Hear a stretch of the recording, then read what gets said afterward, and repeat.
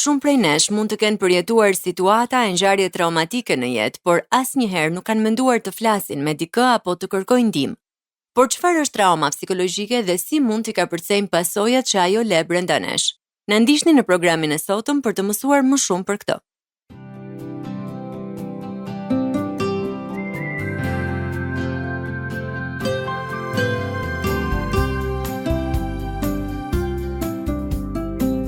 TWR Albania prezanton Shpresë për ty.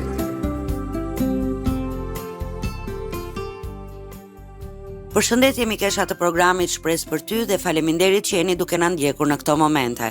Unë jam Marta dhe unë jam Dena. Përshëndetje të gjithave. Sot do diskutojmë për një problem që pothuajse asnjëherë nuk mendojmë se është diçka që duhet trajtuar nga një specialist. Do të flasim për traumën psikologjike, llojet e saj, simptomat, trajtimi dhe disa këshilla për ta kapërcyer atë. Në pjesën e dytë të programit, për inkurajimin tuaj, do të ndaj me ju se si mund të mbështeteni tek Perëndia, shëruesi ynë, për të përballuar situatat dhe ngjarjet traumatike në jetën tuaj. Le të shohim në fillim se çfarë është trauma psikologjike. Për të pasur një përkufizim të traumës, mbështetemi në etimologjinë e fjalës, e cila rrihet nga greqishtja trauma dhe do të thotë plag. Duke cituar Trecanin, trauma psikologjike është një çrregullim i gjendjes psikike të prodhuar nga një ngjarje me një ngarkesë të dukshme emocionale. Në psikologjinë e urgjencës, psikotraumatologjia është deka që fokusohet në traumat psikike. Kjo furrë studion situata traumatike dhe reagimet individuale ndaj ngjarjeve të tilla, si edhe rrethanat në të cilat përgjigjet ndaj një ngjarjeje potencialisht traumatike konsolidohen në simptoma të rëndësishme psikologjike. Llojet e traumës psikologjike janë: e para, trauma akute. Trauma akute shkaktohet nga një ngjarje vetme dhe e papritur, si një aksident, sulm fizik ose një fatkeqësi natyrore. Disa shembuj mund të jenë aksidentet rrugore, sulmet fizike ose seksuale, fatkeqësitë natyrore e të tjerë. Në rastet e traumës akute, reagimi emocional është intensiv dhe i menjëhershëm. Personi që ka përjetuar një traumë të tillë mund të reagojë me gjendje shoku, frike, konfuzioni, ankthi. Gjithashtu mund të ketë edhe çrregullime të përkohshme të gjumit. Lloji i dytë i traumës është trauma kronike. Kjo lloj traume rezulton nga ekspozimi i vazhdueshëm ndaj situatave stresuese, si abuzimi afatgjat, fizik, emocional ose seksual, dhuna në familje ose bullizimi. Ajo mund të jetë gjithashtu edhe një traumë shkaktuar nga lufta. Trauma kronike ndikon në zhvillimin emocional dhe sjell çrregullime më komplekse, si ndjenja të pamjaftueshmërisë, vështirësi në marrëdhënie, izolim emocional dhe probleme të rënda të shëndetit mendor. Një lloj tjetër i traumës është trauma komplekse. Ajo është e lidhur me përvoja të përsëritura të dhunës ose abuzimit, shpesh gjatë fëmijërisë, duke përfshirë një marrëdhënie të ngushtë me personin që shkakton traumën. Trauma komplekse ndikon thellësisht në zhvillimin e personalitetit, identitetit, ndikon në ndjenjën e vetëvlerësimit, në ndjenjën e sigurisë dhe besimit tek të tjerët. Ajo gjithashtu ul aftësinë për të krijuar marrëdhënie të shëndetshme. Një lloj tjetër i traumës është edhe çrregullimi i stresit posttraumatik dhe çrregullimi i komplikuar i stresit posttraumatik. Çrregullimi i stresit posttraumatik, për të cilin e kemi folur shumë gjatë në një nga programet tona, zhvillohet pas një ngjarjeje traumatike të rëndë. Simptomat përfshin rikujtime të vazhdueshme të ngjarjes, ëndra të frikshme dhe shmangje të situatave që sjellin në mendje kujtime mbi traumën. Çrregullimi i komplikuar i stresit posttraumatik është një lloj tjetër i traumës psikologjike, i njohur nga rishikimi 11 i klasifikimit ndërkombëtar të sëmundjeve, që është standardi global për informacionin diagnostik shëndetësor. Çrregullimi i komplikuar i stresit posttraumatik ndodh pas ekspozimit afatgjat ndaj traumave të përsëritura. Përveç simptomave të çrregullimit të stresit posttraumatik, ai përfshin vështirësi në menaxhimin e emocioneve, ndjenja të thella të turpit ose fajit, si edhe probleme në ndërtimin e marrëdhënieve të shëndetshme. Traumat ndahen gjithashtu edhe sipas llojit të përjetimit. E para është trauma zhvillimore. Ajo shkaktohet gjatë periudhave kritike të zhvillimit të fëmijës, si mungesa e kujdesit prindëror ose abuzimi emocional. Trauma zhvillimore ndikon në ndërtimin e marrëdhënieve të shëndetshme dhe vështirëson rregullimin emocional në moshë të rritur. E dyta është trauma sekondare ose trauma e ndjeshmërisë. Kjo lloj traume përjetohet nga personat që janë dëshmitar okular ose dëgjojnë për përvoja traumatike të tjerëve. Për shembull, profesionistët e shëndetit mendor apo punonjësit e urgjencave. Trauma sekondare shkakton simptoma të ngjashme me çrregullimin e stresit post-traumatik, lodhje emocionale, ndjenja të pafushisë dhe tërheqje nga shoqëria. E treta është trauma kolektive. Ajo përjetohet nga grupe të mëdha njerëzish si rezultat i luftrave, krizave humanitare ose pandemive. Trauma kolektive ndikon në ndjenjën e sigurisë dhe stabilitetin e komunitetit. Sipas kozgjatjes së reagimit, kemi traumën e freskët, imediate, kur reagimi ndodh menjëherë pas ngjarjes traumatike, me simptoma si shoku emocional, konfuzioni dhe ndjenja e shkëputjes nga realiteti, dhe trauma e pashërueshme, persistente, gjatë së cilës simptomat vazhdojnë për muaj ose vite pas ngjarjes. Ajo shfaqet si çrregullimi i stresit post-traumatik dhe çrregullime të tjera psikologjike. Tek llojet e traumave doja të shtoja Dena se ka edhe një perspektivë interesante që i ndan ato në trauma të vogla dhe të mëdha. Trauma e madhe përfshin ngjarje të mëdha traumatike si aksidente, dhunë ekstreme ose fatkeqësi natyrore. Trauma e vogël lidhet me ngjarje që mund të duken më të vogla, si refuzimi, humbja e një miqësie, humbja e një pune, por që kanë ndikim të madh emocional tek individi. Është e rëndësishme që në trajtimin psikologjik të mos nënvlerësohen traumat e vogla, sepse ndikimi i tyre varet nga përvoja personale dhe kapaciteti i përballjes së individit. Nëse dikush përjeton vazhdimisht dhimbje emocionale ose abuzim në një marrëdhënie, kjo mund të shkaktojë një traumë të thellë dhe afatgjatë. Me kalimin e kohës, ajo mund të çojë në çrregullim të komplikuar të stresit post-traumatik, që siç e tham, është një formë më e thellë e çrregullimit të stresit post-traumatik, që prek mënyrën si personi e sheh veten, të tjerët dhe botën. Simptomat psikologjike të çrregullimeve të lidhura me traumën përfshin efekt nxitës nga një stimul që në dukje nuk ka lidhje me traumën, por që rikthen shokun e pësuar.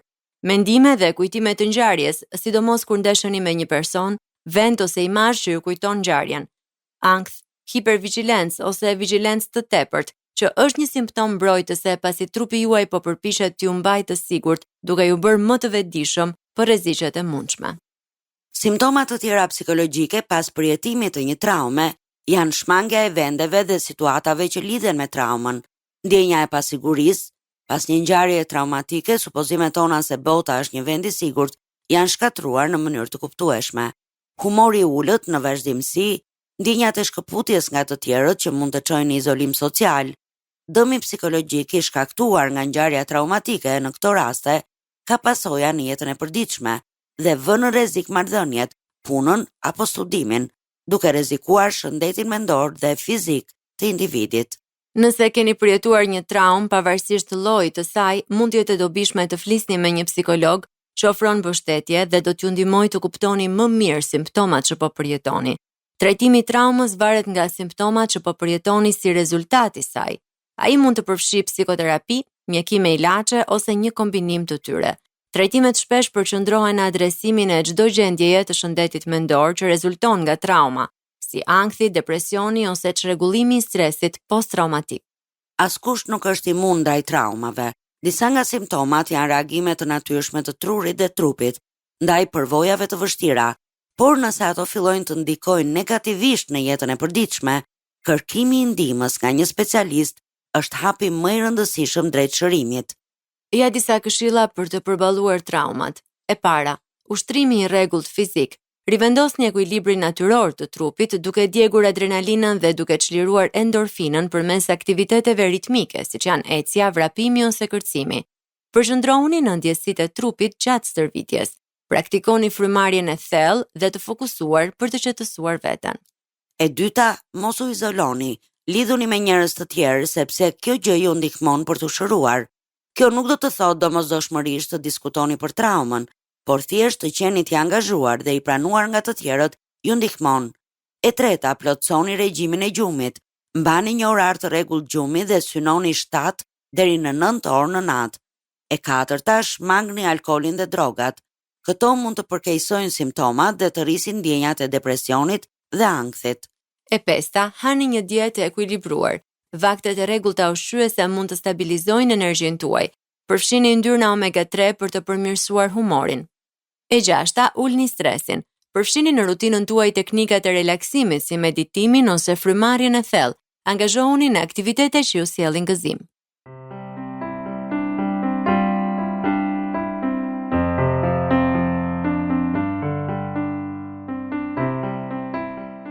Jemi rikthyer në studio mikesha të dashura, jeni duke ndjekur programin Shpresë për ty. Kemi folur në pjesën e parë të programit për traumat, llojet, simptomat e tyre, si dhe nda me ju disa gjëra që mund të bëni ju vetë për të përballuar më lehtë situatat apo ngjarje traumatike. Por a e dini se Perëndia është shëruesi ynë dhe se ne mund të mbështetemi tek ai në çdo situatë të vështirë që kalojmë, përfshirë këtu edhe traumat? Në çdo etapë të jetës, njeriu përballet me dhimbje, sëmundje që lodhin trupin, plagë të vjetra që rëndojnë zemrën, zhgënjime që tronditin shpirtin. Por Bibla na kujton se ne nuk jemi vetëm në asnjë prej këtyre sfidave. Perëndia i Biblës nuk është vetëm krijuesi ynë, ai është edhe shëruesi ynë. Tek Eksodi, kapitulli 15, vargu 26, Perëndia shpall: Unë jam Zoti që të shëron. Ky është identiteti i tij, nuk është thjesht një veprim i përkohshëm. Shërimi është pjesë e natyrës së Perëndisë. Ai është burimi i shëndetit të trupit, qetësisë së mendjes dhe restaurimit të shpirtit. Perëndia shëron trupin ton. Në shumë raste, Jezusi preku të sëmurët fizik dhe solli shërim të menjëhershëm. Ungjit na tregojnë se ai shëroi të verbrit, të çalët, të sëmurët me paralizë dhe madje edhe ata që të gjithë i kishin braktisur, lebrozët. Kjo nuk do të thotë se çdo dhimbje fizike zhduket menjëherë, por tregon një të vërtetë fuqishme. Jezusi ka autoritet mbi sëmundjen. Edhe sot, ai vazhdon të na shoqërojë në dhimbje me forcë, durim dhe shpresë. Perëndia shëron zemrat e thyera, jo çdo plagë është e dukshme. Ngjarje të vjetra, humbje, refuzime apo zhgënjime krijojnë plagë të brendshme që nuk i sheh askush. Por Perëndia i sheh. Psalmi 147, vargu 3 thot: Ai shëron ata që e kanë zemrën të thyer dhe lidh plagët e tyre. Askush nuk e njeh shpirtin e njeriut më mirë se Perëndia që e krijoi atë. Shërimi i tij shpesh fillon në heshtje, në brendësi, ku Zoti prek atë që askush tjetër nuk mund të arrijë. Perëndia shëron mendjen tonë me paqen e tij. Stresi, frika, ankthi dhe mendimet e turbullta mund ta lodhin njeriu më shumë se çdo sëmundje trupore, por tek Perëndia ne gjejmë një paqe që nuk varet nga rrethanat. Tek Gjoni kapitulli 14 vargu 27, Jezusi thot: Unë po ju lë paqen, po ju jap paqen time. Dhe profeti Isaia na kujton se paqja e Perëndisë nuk është një koncept, por një gjendje e brendshme. Isaia 26 vargu 3 thot: Mendjes që pushon te ti i ruan një paqe të përsosur. Shërimi i mendjes fillon atëherë kur ja dorëzojmë frikën Perëndisë dhe e lejojmë paqen e tij të hyjë brenda nesh. Perëndia shëron shpirtin ton me falje dhe restaurim. Jezusi vuajti dhe vdiq në kryq të na çlironte nga mëkati, turpi dhe nga çdo barë që largon njeriu nga Perëndia. Isaia kapitulli 53 vargu 5 thot: Për shkak të vurratave të tij ne jemi shëruar. Ky shërim është themeli i jetës së re. Falja e Perëndisë nuk është thjesht falje, ajo është ringritje, rikthimi i identitetit, hapje e një rruge të re. Perëndia si shërues nuk është një ide abstrakte, është realiteti i një perëndie që e afron njeriu pranë tij për ta prekur, për ta restauruar, për t'i dhënë jetë aty ku diçka ka vdekur. Çdo zemër mund të rikthehet, çdo mendje mund të qetësohet, çdo shpirt mund të marrë frymë sërish. Psalmi 28 vargu 7 thot: Zoti është forca ime dhe mburoja ime. Në duart e tij, dhimbja nuk është fundi, por është fillimi i shërimit. Por si mund të mbështetemi tek Perëndia kur kalojmë një situatë traumatike? Kur njeriu kalon traumë, qoftë kjo humbje, tronditje emocionale, tradhti, dhimbje fizike ose ndonjë ngjarje që ndryshon jetën, gjëja e parë që shembet shpesh është ndjenja e sigurisë. Trauma na bën të ndihemi të thyer, të vetmuar, të pasigurt dhe ndonjëherë edhe larg nga Perëndia. Por pikërisht në ato momente, Bibla na kujton një të vërtetë të fuqishme. Zoti është pranë atyre që e kanë zemrën të thyer. Ky është premtimi i tij. Trauma nuk e tremb Perëndin. Ajo nuk e largon atë. Përkundrazi, thyerja jon na çon drejt një Perëndie që qëndron, na dëgjon dhe na mban. Dhe ja disa mënyra se si mund të mbështetemi tek Perëndia kur përballemi me një ngjarje apo situatë traumatike. E para, Ne mbështetemi tek Perëndia duke i hapur atij zemrën, sinqerisht dhe pa frikë. Trauma shpesh na përball me emocione që nuk i kemi nën kontroll, frikë, zemërim, dëshpërim, konfuzion, por Perëndia nuk na kërkon t'i fshejmë këto emocione. Bibla është e mbushur me njerëz që i hapin zemrën Perëndis me sinqeritet. Psalmi 62 vargu 8 thot: Ki besim tek Perëndia. Ki besim tek ai vazhdimisht, o popull, hap zemrën tënde para tij. Të mbështetesh tek Perëndia nuk do të thotë të jesh i fortë, por ta lejosh veten të jesh i vërtet përpara tij. E dyta, ne mbështetemi tek premtimet e Perëndis kur mendja është e turbullt. Trauma errëson perceptimin ton dhe na bën të harrojmë të vërtetat më të thjeshta. Në ato momente, premtimet e Perëndis janë si spirancë. Ai na thot: nuk do të lë, as nuk do të braktis. Psalmi 23 vargu 4 thot: edhe sikur të ecja në luginën e hijes së vdekjes, nuk do të kisha frikë nga asnjë e keqe, sepse ti je me mua. Kur zemra dridhet, fjala e Perëndis është themeli që nuk tundet. Leximi i një vargu të vetëm çdo ditë është mënyra më e thjeshtë për ta ushqyer shpirtin me të vërtetat e tij dhe jo me frikë. E treta, ne mbështetemi tek Perëndia duke kërkuar praninë e tij, jo duke kërkuar shpjegime. Kur përjeton një traumë, kushdo pyet pse më ndodhi mua, por shpesh Perëndia nuk na jep shpjegime. Ai na ofron praninë e tij. Prania e tij është shërim. Nahumi kapitulli 1 vargu 7 thot: Zoti është i mirë, është një fortesë në ditën e fatkeqësisë. Ai i njeh ata që kërkojnë stret tek ai. Shërimi nuk vjen kur kuptojmë gjithçka, por kur e dim se nuk kemi vetëm. Perëndia nuk e largon dhimbjen tonë me teori, ai e lehtëson me praninë e tij të butë, ngushëlluese dhe të vazhdueshme. E katërta, ne mbështetemi tek Perëndia përmes komunitetit që ai ka vënë rreth nesh. Perëndia shpesh i shëron njerëzit përmes njerëzve. 2 Korintasve kapitulli 1 vargu 4 na thot: i cili na ngushëllon në çdo shtrëngim tonin, që nëpërmjet ngushëllimit me të cilin ne jemi ngushëlluar nga Perëndia, të mund të ngushëllojmë ata që janë në çfarëdo shtrëngimi. Të folurit me një njerëz të sigurt, një mik të mirë, një pastor apo një këshillues të krishterë, është mënyra se si Perëndia na prek përmes duarve dhe zërave të tjerëve. Trauma bëhet më e rëndë në izolim, por fillon të zbutet në praninë e dikujt që dëgjon. E pesta, ne mbështetemi tek Perëndia duke besuar se trauma nuk vendos të ardhmen ton. Trauma na trondit, por ajo nuk përcakton të ardhmen ton. Perëndia premton se ai mund të rikthej edhe atë që është thyer më shumë. Tek Zbulesa kapitulli 21 vargu 5, Perëndia premton: ja, unë i bëj të gjitha gjëra të reja. Në dorën e tij asgjë nuk u mbet, çdo lot numërohet, çdo dhimbje vlerësohet dhe çdo plag mund të kthehet në forcë. Mikesha të dashura, tani ka ardhur koha të ndahemi, por duam t'ju kujtojmë se mund ta dëgjoni këtë program si edhe programet e tjera Shpresë për ty në YouTube dhe t'i ndani ato me mikeshat tuaja. Mjafton të kërkoni TWR Albania, playlista Shpresë për ty 2025 dhe do të gjeni aty këto programe. Gjithashtu për çdo pyetje, kërkesë për lutje apo nëse doni të ndani historinë tuaj me ne, ju inkurajojmë të na shkruani një letër në adresën TWR Albania, kutia postare 130 Tiranë, të na dërgoni një email në twralbania@gmail.com ose të na shkruani një mesazh në faqen tonë në Facebook dhe Instagram, Shpresë për ty. Ne ju urojmë mjaft të bekuar dhe miru dëgjofshim në programin e radhës. Ndoshët programin Shpresë për ty.